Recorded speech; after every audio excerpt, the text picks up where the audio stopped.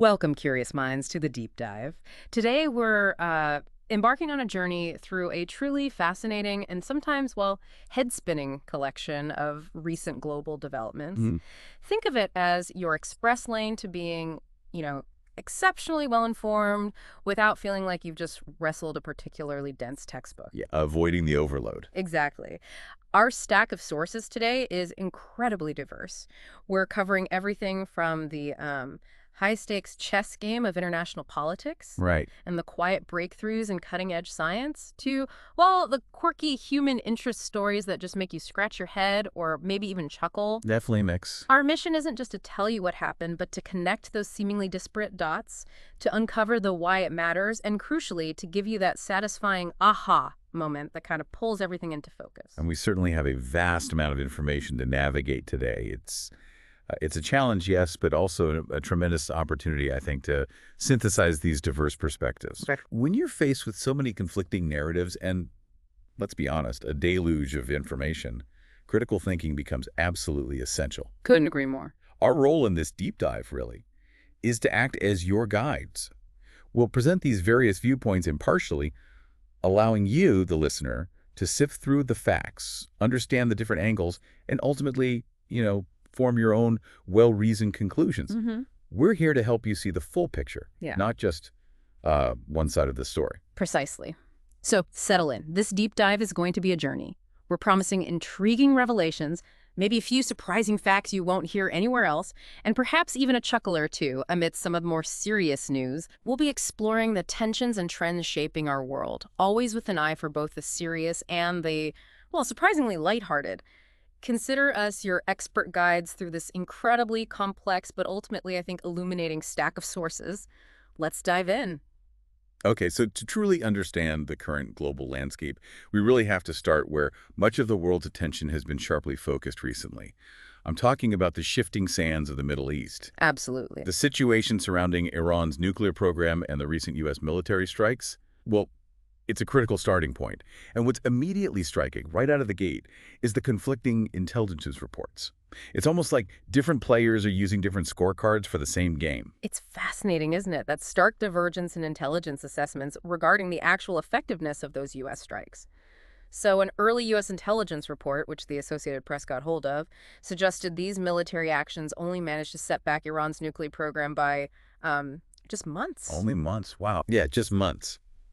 Which immediately raises significant questions about their long-term efficacy, doesn't it? Like, are these operations truly curbing Iran's nuclear ambitions, or are they just, slowing them down for a little while? Right, kicking the can down the road, maybe. Exactly. But then, contrasting sharply with that, the BBC reported that the CIA director presented a much more severe picture.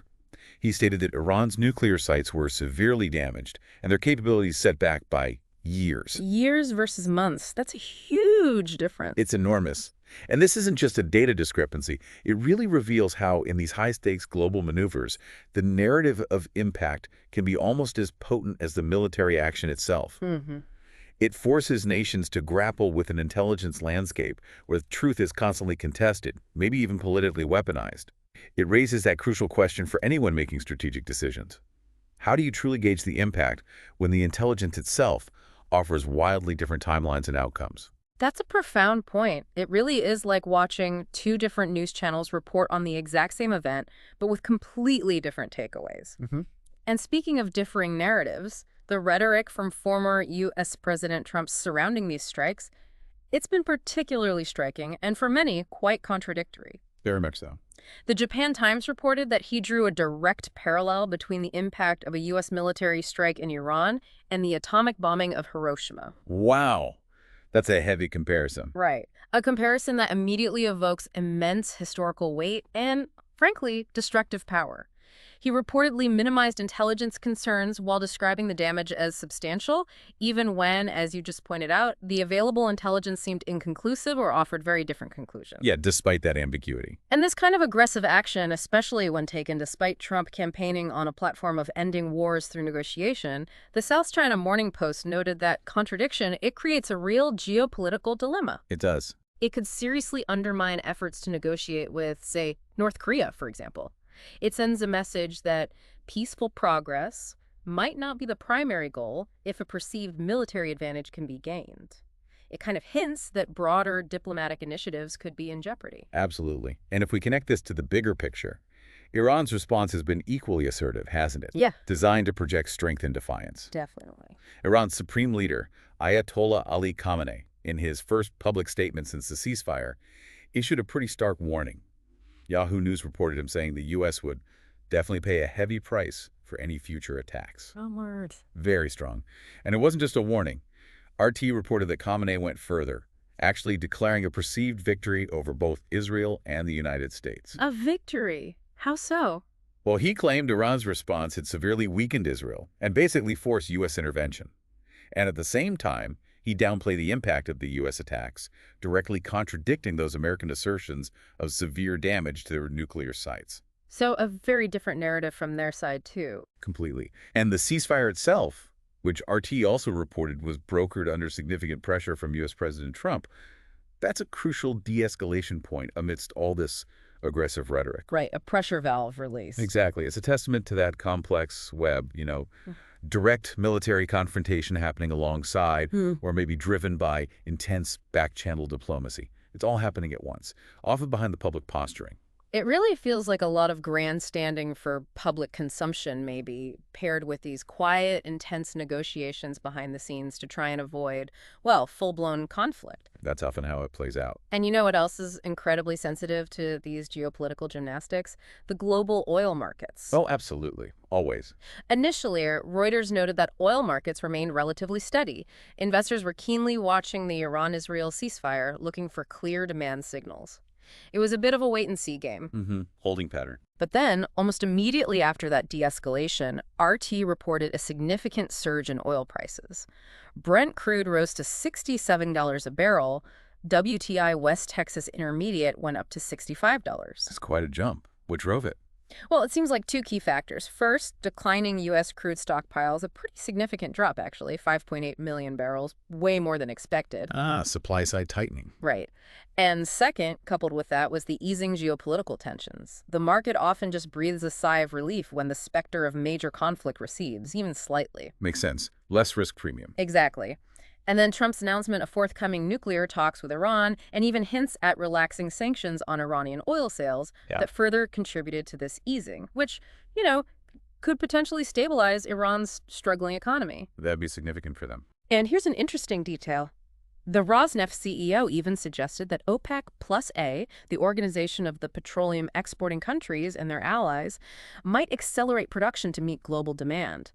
That tells you how much the perception of stability, even fragile stability, can influence global energy strategies and pricing. It really does. The ripple effects are huge.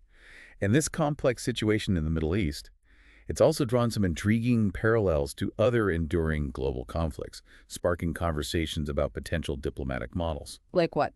For instance, Steve Witkoff, the U.S. Special Envoy to the Middle East, suggested, according to RT, that the Iran-Israel truce could actually serve as a kind of model for resolving the ongoing Russia-Ukraine war. Interesting idea, but is it realistic? Well, that's the question. The perspective is that even seemingly intractable conflicts might find pathways to de-escalation through external pressure and mediated ceasefires.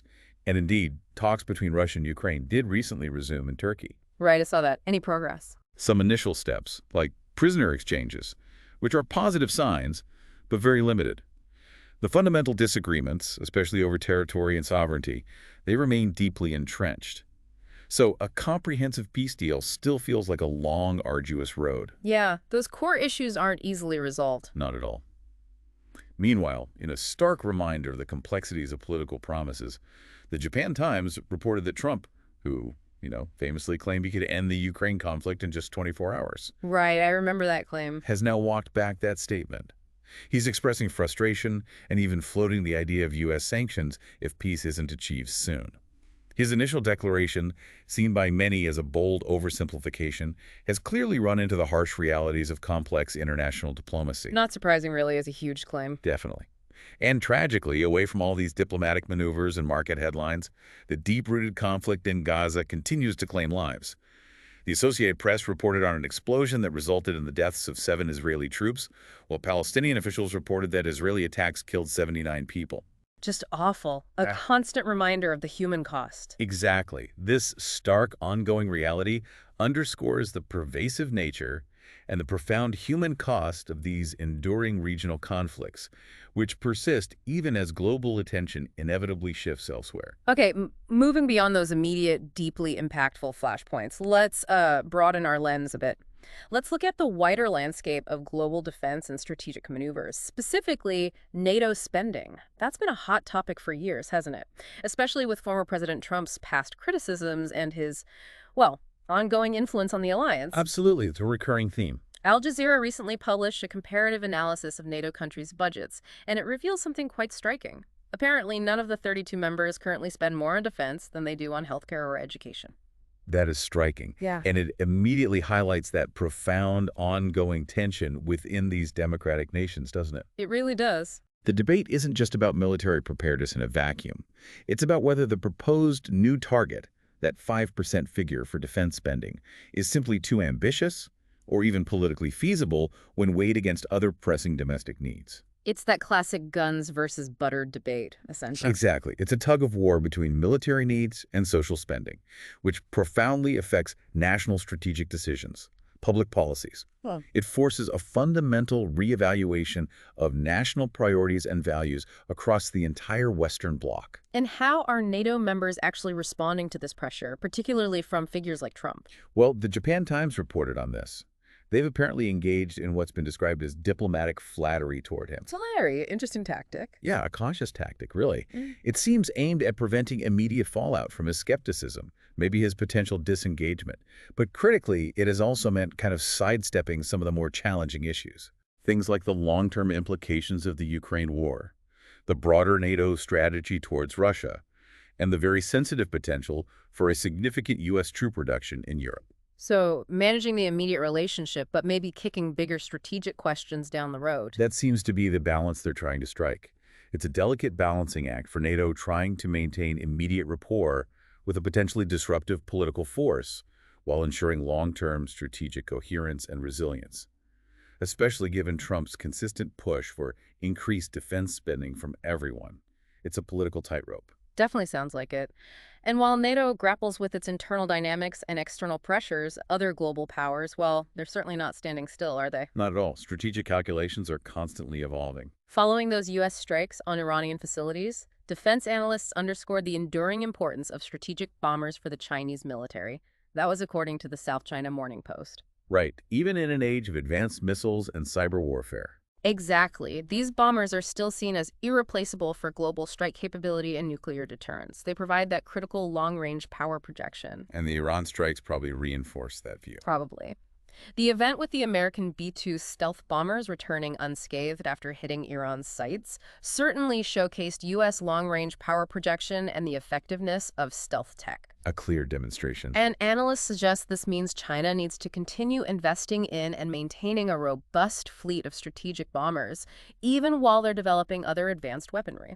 It's a clear signal that, for major powers, diversifying military assets across all domains remains absolutely core. And that leads directly into another critical and increasingly contested domain.space. Ah, yes, the final frontier, becoming a military frontier, too. Rapidly. Space has long been seen as primarily for scientific discovery, but it is definitely militarizing fast. U.S. Space Force Commander General Stephen Whiting recently remarked on China's, and I quote, breathtakingly fast advancement in space military technology.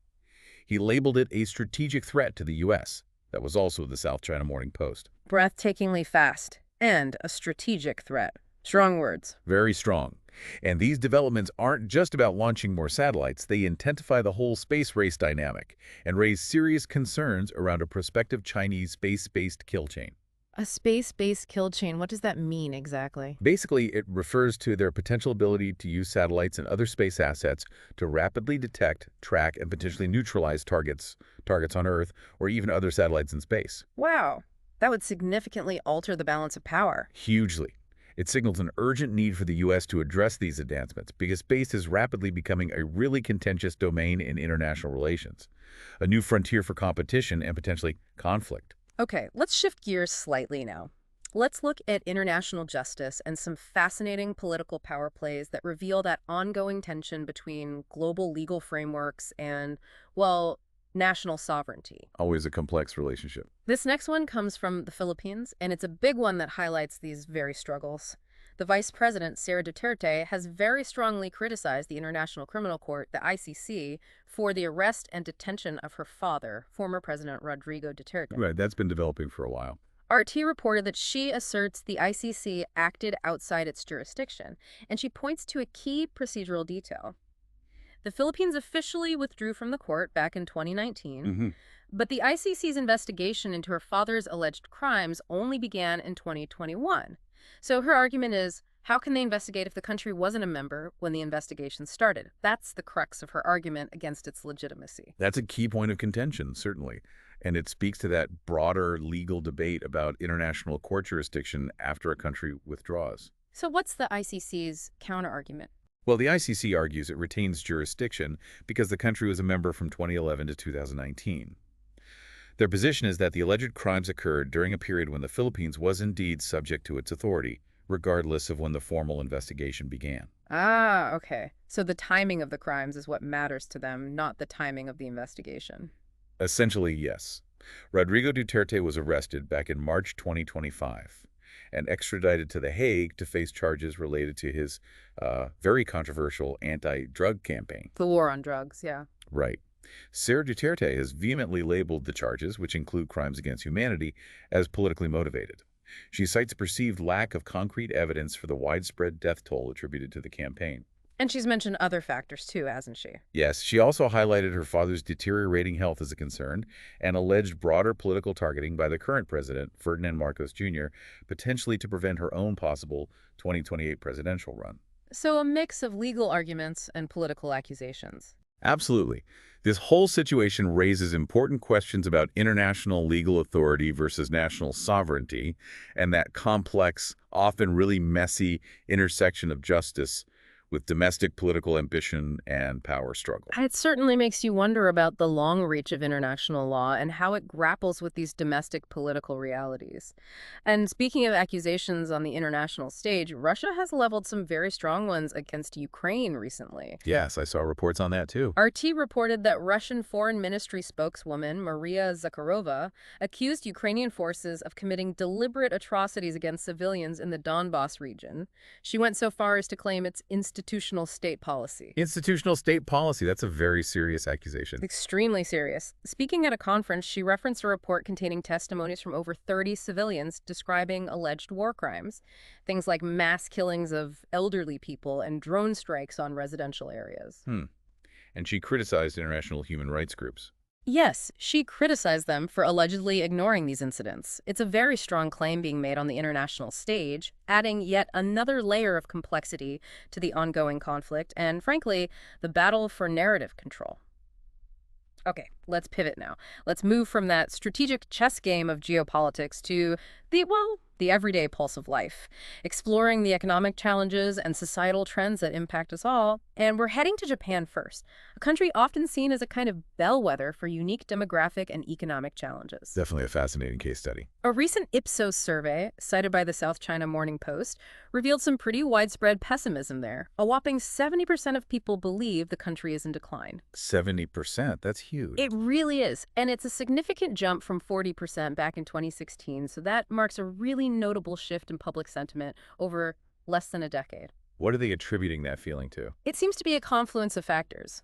Persistent economic stagnation, a sense of political alienation, feeling disconnected from the government, and also the social changes being brought about by increasing immigration. The classic mix of economic and social anxieties. Exactly. It really highlights a deep need to address these underlying issues, to restore public confidence, and maybe foster a more optimistic outlook. And adding to that sense of unease, and certainly contributing to that declining public confidence, The Japan Times reported that work-related mental illness cases have hit an all-time high in Japan. An all-time high. That's worrying. It is.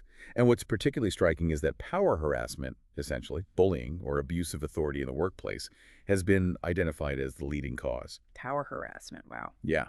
This underscores an urgent need for improved workplace practices, stronger anti-harassment measures, and definitely more robust support systems for mental health. It's not just an economic issue, it's a profound societal one. Absolutely. And economically, are there pressures impacting daily life, too? Well, yes. While there are some signs of growth, there are also pressures. Rents in Tokyo, for example, are rising at the fastest pace in 30 years. They were up 1.3% in April and May, also according to the Japan Times. That directly hits people's wallets. For sure. And it influences inflation expectations, which could potentially prompt the Bank of Japan to consider further rate hikes, impacting consumers even more. And how are foreign investors reacting? Interestingly, despite some positive economic news overall, foreign investors actually became net sellers of Japanese stocks for the first time in 12 weeks recently. They offloaded about $524.3 billion, which is roughly $3.62 billion. Why the shift? It signals a potential reassessment of positions, maybe due to global economic trends, shifts in general market sentiment, or perhaps it's a reaction to that underlying pessimism we were just talking about in the domestic outlook. It suggests a more cautious approach from international capital right now. Okay, let's shift our focus now to the U.S. domestic economy and welfare. This is where fundamental questions about social safety nets and individual responsibility are being debated with, well, intense passion right now. A very charged debate. The BBC captured a really stark sentiment from Americans struggling to make ends meet. The quote was, "Our food doesn't even last the month." Heartbreak. It really is. And this reality comes as many families are bracing for proposed cuts to the Supplemental Nutrition Assistance Program, or SNFP, what used to be called food stamps by the Trump administration. Right. What are the proposed changes? The administration aims to tighten eligibility requirements and introduce new work requirements for recipients. Okay, so the classic debate around conditions for aid. Exactly.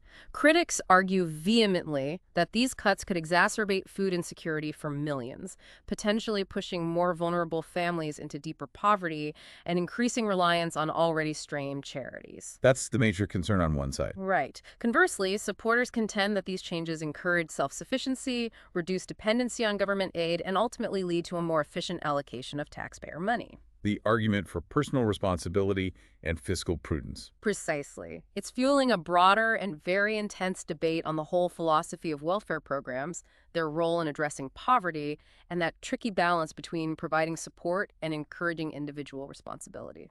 Indeed, a deeply impactful discussion that touches the lives of millions. Over in Hong Kong, the financial authorities are actively working to maintain stability amidst all these global economic fluctuations, especially in a region so deeply connected to global finance. What are they doing specifically? Well, the Hong Kong Monetary Authority, the HKMA, which is effectively Hong Kong's central bank, intervened in the financial market for the first time since 2023. That was reported by the South China Morning Post. They sold US $1.2 billion to defend the Hong Kong dollar's peg to the US dollar. Ah, defending the peg, a key stability measure for them. Absolutely. It was swift action taken to maintain stability as the currency weakened, signaling the HKMA's strong commitment to protecting the city's financial integrity. And beyond just financial stability. Well, interestingly, the South China Morning Post also noted that Hong Kong is actively exploring and trying to leverage its unique position as a potential key player in interstate mediation. Mediation, like resolving disputes between countries. It's exactly. Building on its reputation as a global legal services hub, the city is potentially looking to host institutions like the International Organization for Mediation, or IOMED. That's a fascinating potential shift. It really is. This strategic move could significantly shape international diplomacy and expand Hong Kong's influence beyond its traditional financial role, offering a neutral ground for dispute resolution. That is a fascinating strategic pivot for Hong Kong, from just maintaining financial stability to potentially becoming a major player in international diplomacy. Meanwhile, the UAE, while they're certainly staying busy with ambitious economic diversification strategies, moving beyond their traditional oil-based economy. You've been focused on that for a while now. Dubai and Abu Dhabi are increasingly locked in this friendly but intense competition to attract Chinese luxury property buyers. That's according to the South China Morning Post. Right. Who's winning? Well, Dubai is currently leading the pack, mostly due to its established luxury market and global recognition. But Abu Dhabi is rapidly gaining ground. They're appealing to buyers with a strong value proposition, often offering comparable luxury but at more accessible price points. So a bit of healthy competition driving the market. Seems like it. This rivalry is part of the UAE's broader strategy for economic diversification, aiming to transform their economies into global hubs for tourism, real estate, and finance. Makes sense. And speaking of economic shifts and high net worth individuals, the UK business climate has seen some interesting and maybe concerning movements. Like what? The BBC reported that Britain's ninth richest man, his fortune is estimated at around $6 billion, is moving his business out of London. Wow, that's significant. Is he alone? Apparently not. He joins a growing number of ultra-high net worth individuals reportedly relocating their operations or residences, which certainly signals some underlying concerns about the UK's economic or political climate, maybe related to taxation, regulatory changes, or even the lingering effects of Brexit. That could be a worrying trend for the UK. It's definitely a sign of shifting investor sentiment and confidence among the super rich. But it's not entirely a one-sided story. London also secured a significant win that kind of underscores its continuing appeal. Oh, yeah. What was that? The Norwegian software group Visma, a major European tech company, chose London for its upcoming initial public offering, its IPO. That was reported by Yahoo Finance UK. Ah, okay. So a big international company choosing London to list. Exactly. This decision by a prominent international firm, especially post-Brexit, is seen as a vote of confidence in the city's financial infrastructure and legal framework. It could signal a belief in the UK market for future investments and act as a kind of counterbalance to those outflows of individual wealth. So maybe reports of London's demise are exaggerated. Well, it shows that despite some high-profile departures, London definitely still holds significant allure as a global financial center. Now, let's explore technology's pervasive and, frankly, ever-expanding impact on society and work. And this is where it gets really interesting, pushing legal and ethical boundaries constantly. Absolutely. AI is front and center. Artificial intelligence, of course, is at the forefront of this discussion, especially regarding copyright law and that monumental question of who owns the data used to train these incredibly powerful models. It's a huge, huge question. Wired reported that Meta secured a significant legal victory in a copyright case. A federal judge ruled it did not break the law by training its AI models on texts from 13 authors' books without explicit permission. Wow. That's a major ruling. What are the implications? Well, it's potentially monumental. It sets a significant precedent for how copyrighted content can be used in AI training moving forward. It critically shapes that ongoing complex debate around intellectual property in the age of AI, potentially favoring AI developers over content creators, at least in certain contexts. That will have massive ripple effects for writers, artists, everyone. And that legal battle isn't the only front where AI competition is fierce, is it? The battle for AI talent is also intensifying like crazy behind the scenes. War for talent, yeah. Podcast News AI agent noted that Meta CEO Mark Zuckerberg is engaging in some very strategic, apparently quite aggressive recruiting efforts. And OpenAI CEO Sam Altman has publicly critiqued this approach, even kind of mocking Meta's poaching attempts. Really? What did he say? Altman claims Meta has offered huge nine-figure sums to lure employees away from OpenAI. But he asserts they haven't actually succeeded in attracting OpenAI's top talent, suggesting a deep loyalty within his organization. Nine-figure sums. That's incredible. It shows how high the stakes are. The implications of this talent acquisition struggle are enormous because the engineers and researchers leading these efforts will fundamentally shape the development and direction of AI capabilities at these major tech companies. It influences everything from ethical guardrails to commercial applications. And the effects of AI aren't just in the legal battles or the talent wars, are they? They're coming closer to home, directly impacting the workforce. That's the big fear for many. Amazon CEO Andy Jassy expressed, according to DW, that the company's workforce is likely to reduce in the coming years, specifically due to the increasing adoption of generative artificial intelligence technologies. So it's not just factory jobs anymore. No, exactly. This isn't just about automation on the factory floor. It reflects a broader concern among industry experts about AI's potential impact on white-collar jobs, administrative roles, customer service, even some creative positions across various sectors. It's moving faster than many expected. It feels like it. It's not a hypothetical future anymore. For big tech companies like Amazon, it's a current reality shaping their operational strategies and their human resources planning right now. And this rapid technological advancement, while promising in many ways, isn't without its significant privacy implications, is it? Users are becoming increasingly sensitive to this. Absolutely. There was that recent example with Google Gemini. Exactly. An email from Google's Gemini team caused significant concern, as reported by Android Authority. It suggested that Gemini would manage phone, messages, and WhatsApp apps starting from July 7th, seemingly regardless of existing privacy settings. Yeah, that sounded alarming, accessing messages and calls. Right. It immediately raised widespread user anxieties about tech companies getting access to highly personal communications and potentially sensitive data. It prompted Google to issue a pretty rapid clarification to try and address the unrest. A necessary clarification. Definitely. It's a clear example of the public's heightened awareness and, frankly, concern about data privacy in the digital age. And that constant tension between the convenience offered by AI and the need for robust personal data protection. Absolutely. It's a line that tech companies are constantly trying to walk, often with, well, missteps, moving from digital privacy to personal well-being, especially for our youngest generations. Tennis star Sir Andy Murray shared his deep desire to shield his 4 children. They range in age from 4 to 9 from social media until they are much older. That's interesting. What were his reasons? As reported by the BBC, he cited significant concerns about the harmful effects of social media on mental health and overall well-being. He's adding his influential voice to a growing parental conversation worldwide about this. Yeah, it's a huge concern for parents everywhere. His stance reflects those broader societal anxieties about screen time, cyberbullying, and the pressures of online self-presentation on developing minds. Definitely.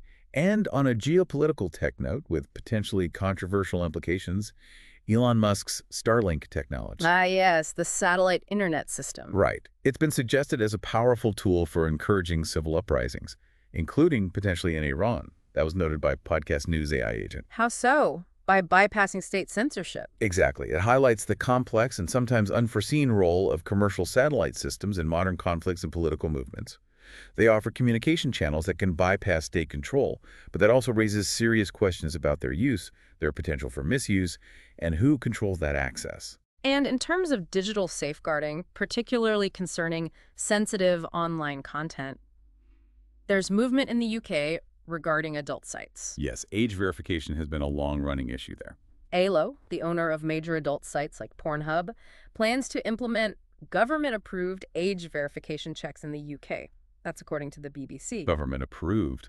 That sounds significant. It does. This move aims to comply with new, stricter regulations designed to safeguard minors from inappropriate content.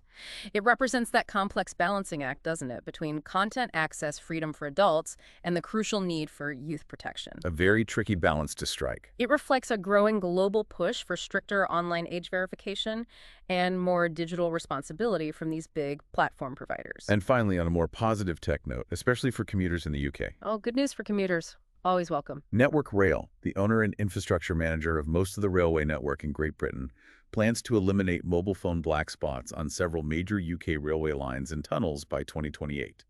The BBC reported this. Finally, no more dropped calls in tunnels. That's the plan. It's a direct and, let's be honest, long overdue response to those endless commuter complaints about frustrating signal loss in tunnels in remote areas. The goal is uninterrupted connectivity.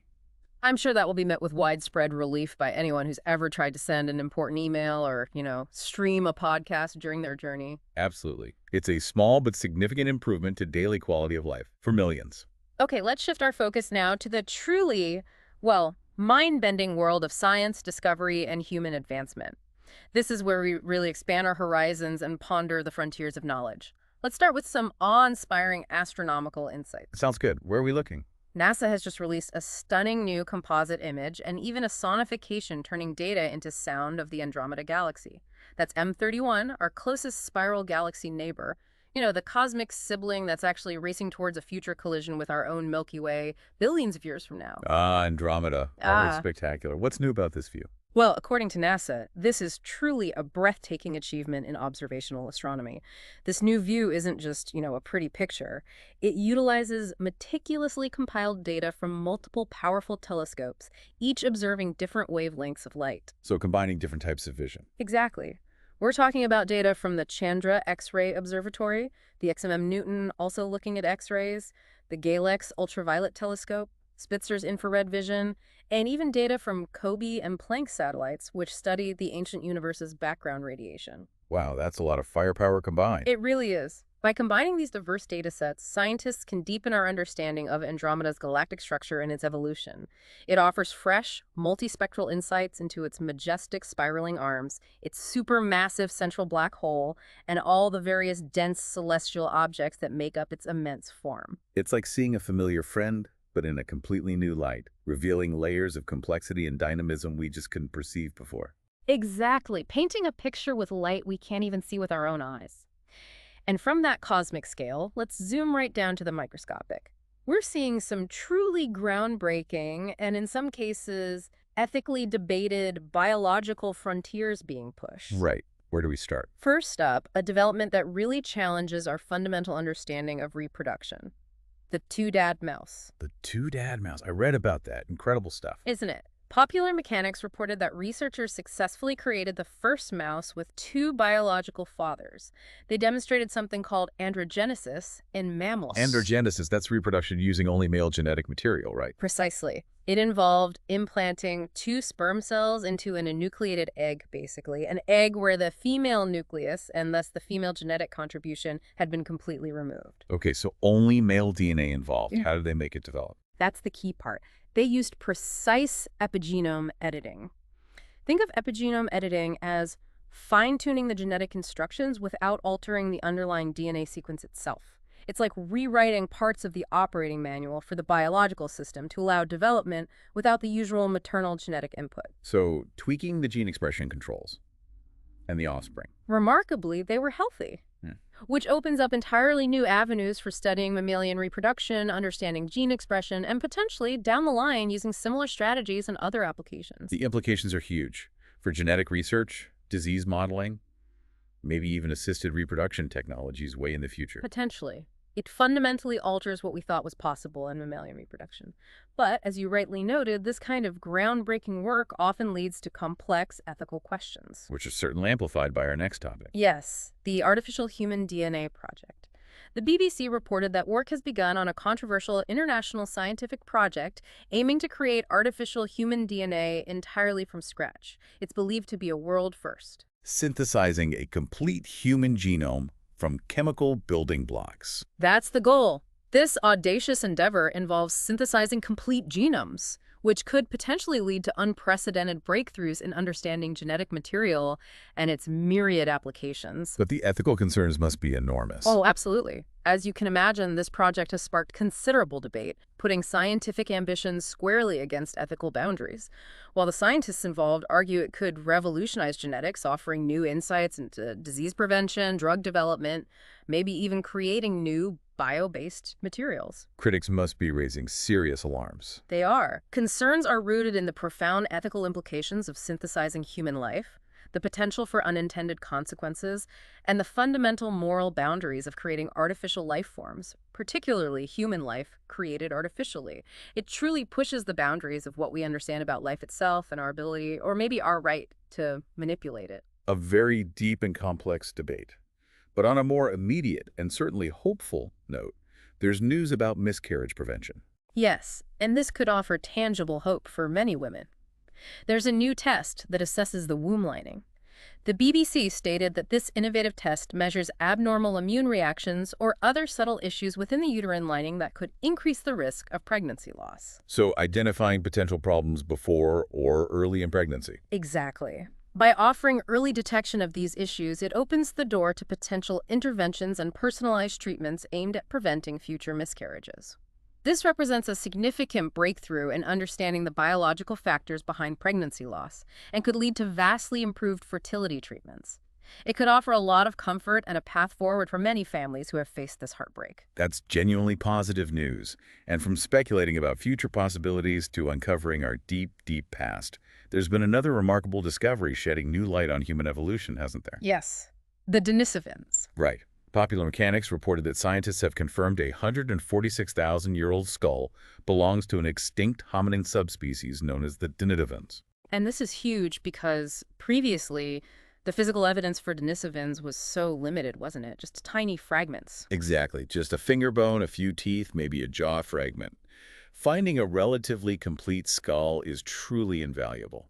It provides an unprecedented anatomical record. That's absolutely amazing. It offers a tangible, detailed glimpse into our evolutionary past, providing crucial morphological data that helps us understand human migration patterns, maybe sheds light on the adaptive strategies of early humans in diverse environments. It significantly enriches our knowledge of the shared and unique traits among different hominid species.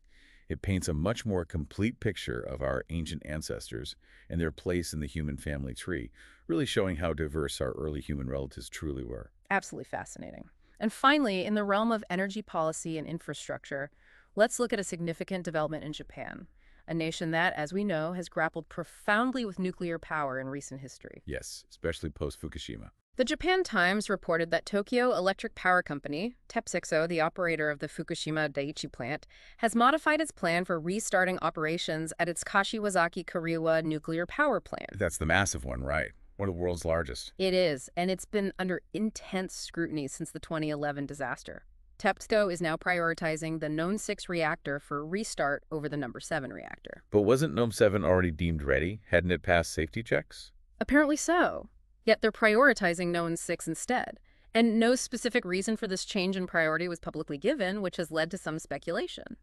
Yeah. This decision occurs within that broader, highly sensitive context of Japan's nuclear energy policy, that fierce debate between energy security needs and public safety concerns, and also TEPCO's ongoing efforts to rebuild trust and demonstrate competent post-Fukushima management. So the world is definitely watching these developments closely. For sure, they reflect Japan's delicate balancing act in determining its energy future.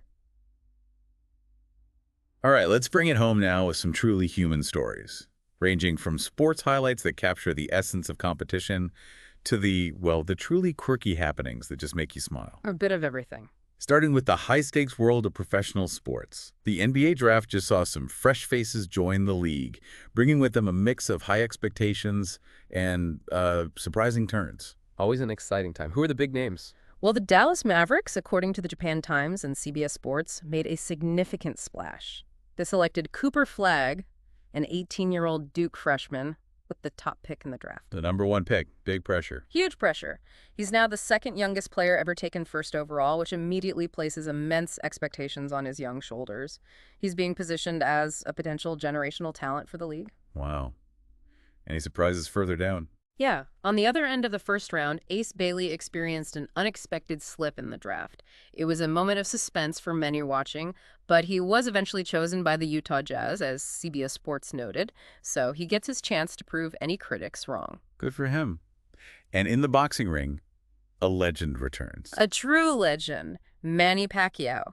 The 46-year-old iconic Filipino boxer, former senator, he's making a comeback after a 4-year hiatus from professional fighting. That's according to the Japan Times. 46? That's incredible for a boxer. Who's he fighting? He's scheduled to fight the WBC champion Mario Barrios in Las Vegas on July 19th. His return truly demonstrates an enduring hunger, as he put it, and commitment to the sport, even at an age when most fighters have long since retired. It's a testament to his drive. Maybe a last hurrah for one of boxing's all-time greats. You just can't keep a good fighter down when that competitive fire still burns, right? In the world of soccer or football, Harvey Elliott has been highlighted as the man for the moment for England's U21s. Wow, a Liverpool player. That's him. Even amidst an uncertain future at his club, Liverpool, the BBC reported his recent performances for the youth squad have been nothing short of stellar. He earned a Man of the Match trophy, signaling his growing impact and importance for the national youth setup. Good for him. Any news on global tournaments? Yes, the Club World Cup is heating up.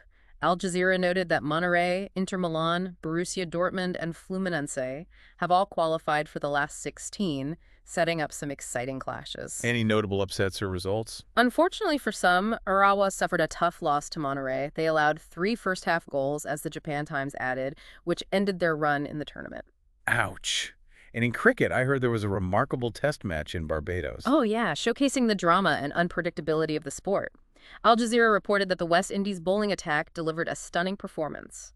They dismissed Australia for a mere 180 runs. 180. That's a very low score in Test cricket. Extremely low. Apparently, a staggering 16 wickets fell on that day on a very bowler-friendly pitch. It was a day when the bowlers truly dominated, making for a thrilling, low-scoring affair. So, West Indies in control. Well, despite that low first-inning score, Australia apparently managed to claw back some momentum later on, setting up a truly tense and unpredictable match for the remaining days. Classic Test cricket drama. Just like it. And in rugby. A significant leadership announcement signals big things for one player. Ireland's Dan Sheehan will captain the prestigious British and Irish Lions in their opening game on Australian soil against the Western Force. The BBC announced that. Captaining the Lions on tour. That's a huge honor. Massive. It highlights his growing influence and leadership qualities within that elite squad, marking him as a key player for the Lions tour down under. Okay, now for some culture, entertainment, and those truly quirky happenings that remind us of the delightful absurdity of human life sometimes. Always need a bit of that. Glastonbury Festival, for instance. Apparently it has a unique kind of magic, even before the main music officially starts. Oh, yeah. How so? Emily Evis, the festival organizer, discussed the kind of magic and unique atmosphere of Glastonbury's Thursday, the day before the main acts hit the stages. The BBC reported her saying it's a day characterized by anticipation, excitement, and this profound sense of community spirit. So everyone arriving and setting up. Exactly. Attendees settling in, exploring the vast site, just soaking up the vibe before the huge crowds truly descend. She says it encapsulates the festival's unique ethos, a real collective experience building. Sounds special. Any news from the music world elsewhere? Yes, in Japanese music, sadly, an era has come to an end. The long-standing Japanese pop-rock band Tokyo announced their disbandment after an impressive 31 years together. 31 years. Why now? The Japan Times reported it was due to an undisclosed compliance violation by a band member. No details given. But it marks the end of a group with significant influence on Japanese music culture, leaving a legacy of hits and memories for their devoted fan base. That's a shame for their fans. A real end of an era. But here's a truly intriguing, if slightly mysterious, one from the South China Morning Post. Oh, do tell. A viral query is apparently making the rounds, asking if Kung To's recent fall into the sea was actually a cry for help for the popular Hong Kong boy band Mirror. A cry for help. What does that mean? Well, it hints at some internal group dynamics, maybe pressures within the band that are clearly resonating with fans, but no further concrete details were provided, so it just leaves us wondering about the realities behind that glossy pop star facade. Intriguing indeed. Speaking of major public events and global figures, Jeff Bezos' wedding. Ah, yes. His impending wedding in Venice is generating plenty of buzz, according to the New York Times. Venice? Yeah. Quite the location. Yeah. Who's expected? Oh, a glittering array of business luminaries and celebrities, naturally. It showcases Venice's enduring appeal for luxurious, high-profile events. It also kind of highlights how that ancient city manages to balance its unparalleled cultural heritage with the demands and spotlight of the modern celebrity era, adapting to new forms of tourism and spectacle. A tricky balance for Venice, I imagine. Definitely. And now for a truly delightful moment. Sometimes the news is just that straightforward and entertaining, offering a necessary dose of levity. Okay, I'm ready for some levity. The Washington Post reported on some naughty bears. Apparently, they managed to escape their confines, proceeded to steal a week's worth of honey from a local apiary. Oh no, the poor bees. And then, presumably after their sugary feast, they promptly took a long nap. Huh. That's brilliant, just bears being bears. Exactly. It's a charming reminder that amidst all the serious global news, sometimes nature just offers us a simple, amusing story that makes you smile, proving that bears, just like us, appreciate a good score and a long, well-deserved rest afterwards. We all need that occasionally. And finally, let's touch on some social quirks and community concerns that give us a pulse on local and national sentiment. Okay, what have we got? Well, there's been talk of a potential hot commie summer stirring in New York City politics. That's according to the Japan Times. A hot commie summer, what's that about? It comes after the unexpected victory of Zoran Mamdani, a self-declared socialist, in New York City's Democratic mayoral primary. Ah, the primary upset, right. His win, drawing support from diverse neighborhoods across the city, suggests a notable shift in voter sentiment towards potentially more radical economic and social policies, things like wealth redistribution, enhanced social programs. And this is causing concern among the wealthy. Apparently so. It has certainly sparked concerns, with prominent figures like hedge fund billionaire Dan Loeb notably commenting on the situation. He expressed apprehension about the potential direction of city governance and its impact on the economic landscape. It's a fascinating reflection of that ongoing ideological tug-of-war in American urban centers. Absolutely. And on the law enforcement front, a significant recapture occurred down in Ecuador. It marks a key moment in the country's ongoing struggle against organized crime. Who did they catch? Jose Adolfo Macias, infamously known as Fido. He was Ecuador's most wanted fugitive and the notorious leader of the powerful Los Llaneros criminal group. He's been successfully recaptured after a high-profile escape from prison back in 2024. DW reported this. Fido. I remember his escape caused chaos. That's a big win for them. It really is a significant milestone for Ecuador's law enforcement and government in their intensified efforts to combat organized crime, restore order, and try to reassert state control in a nation plagued by gang violence and instability. Now, over in China, a deeply disturbing incident sparked a heated national debate on parenting practices and child safety. Oh dear, what happened? A father was widely criticized for locking his naked son in an iron cage. In a cage? That's horrifying. What was his reasoning? His defense, reported by the South China Morning Post, was that it was a desperate measure to prevent the boy from wandering off and ensure his safety. That's a shocking defense. Indeed. This incident, which went viral, brought into sharp focus widespread discussions on child safety, the boundaries of parental discipline, and the role of cultural norms in shaping parenting methods. It prompted both outrage and calls for more effective child protection measures. A very difficult situation raising complex questions. Definitely. And back in the UK, a surprising and rapid transition of power occurred at the local government level. Rob Howard, the leader of Warwickshire County Council, resigned due to health concerns. Okay, who took over? This unexpectedly placed an 18-year-old council member in charge. 18. Leading a county council. Apparently so. A remarkably young age for such a role. The BBC revealed this. It highlights both the increasing involvement of youth in local politics and the swift, sometimes unexpected transitions of power that can occur even in established governmental structures. Wow, 18. That's quite something. And finally, for those seeking new opportunities abroad, particularly Filipinos looking towards Australia, Yes. the South China Morning Post noted that viral TikTok videos created by Filipinos already residing in Australia have become an incredibly informative and popular resource for their compatriots considering migration. TikTok is a migration guide. That's innovative. Isn't it? These videos offer practical tips, personal insights, and guidance for navigating Australia's complex migration system, especially as the country reopens post-pandemic.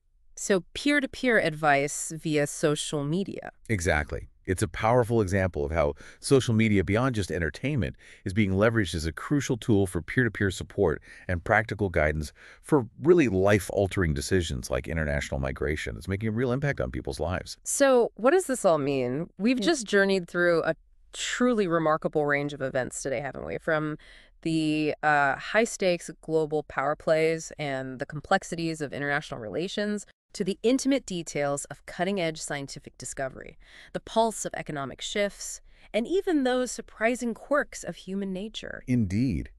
It truly underscores that while our world certainly faces significant political, economic, maybe even existential challenges, there's also incredible innovation happening. There's deep human resilience, and even those moments of profound levity constantly unfolding around us. Yeah, that's true. The connections between these seemingly disparate stories, they often reveal the bigger picture of our interconnected world. It reinforces the idea that knowledge is most valuable when it's understood, synthesized, and then applied to help us navigate our complex realities. And for you, our curious listener, the real takeaway, I think, isn't just about absorbing facts. It's about recognizing the multiple perspectives, the conflicting narratives, and the ongoing debates that constantly shape our reality. Seeing the different layers. Exactly. It's about finding those aha moments that help you make sense of all the noise and maybe see the deeper currents at play. So, as you go about your day, maybe consider this.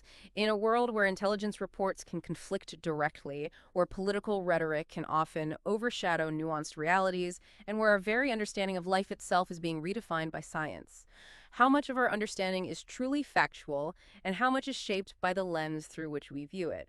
What new questions has this deep dive sparked for you about the sources of information you consume every single day?